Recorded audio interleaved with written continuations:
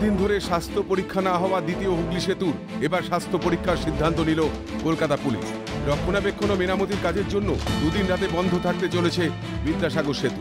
আগামী 29 এপ্রিল শনিবার রাত 12টা থেকে রবিবার সকাল 6টা পর্যন্ত ও 30 এপ্রিল রবিবার রাত 11টা থেকে সোমবার ভোর 5টা পর্যন্ত বন্ধ থাকবে বিদ্যাসাগর সেতুতে যান চলাচল। কলকাতা পুলিশ সূত্রে খবর যে হুগলি রিভার ব্রিজ কমিশনের তরফ থেকে একটি বিশেষ চিঠি পাঠানো হয়েছে কলকাতা পুলিশের কাছে। বলা হয়েছে সেতুর ভার বহন ক্ষমতা এবং সেতুর রক্ষণাবেক্ষণের জন্য সম্পূর্ণ একটা টাইম অর্থাৎ ফ্রি স্পেস তারা চাইছেন সেতুর সমস্তটা মেরামতি করার জন্য।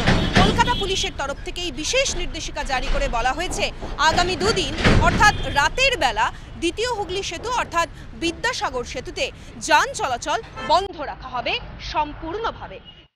সম্প্রতি কলকাতা পুলিশের তরফ থেকে একটি বিবৃতি জারি করা হয়েছে। বিদ্যাসাগর সেতু বন্ধ থাকায় যানবাহন চলাচলের রুট বদলে ফেলা হবে দুদিন। বেহালা আলিপুরের দিক থেকে আসা গাড়িগুলিকে ঘোরানো হবে hospital road, Dharmatala, Chittaranjan Avenue, Shyambazar, পাঁচ মাথার মোড়, টালা সেতু, বিটি রোড হয়ে নিবেদিতা সেতু দিয়ে। টালিগঞ্জ, ভবানীপুর থেকে আসা গাড়িগুলিকে এক্সাইড মোড়, ধর্মতলা হয়ে নিবেদিতা সেতুতে পাঠানো হবে।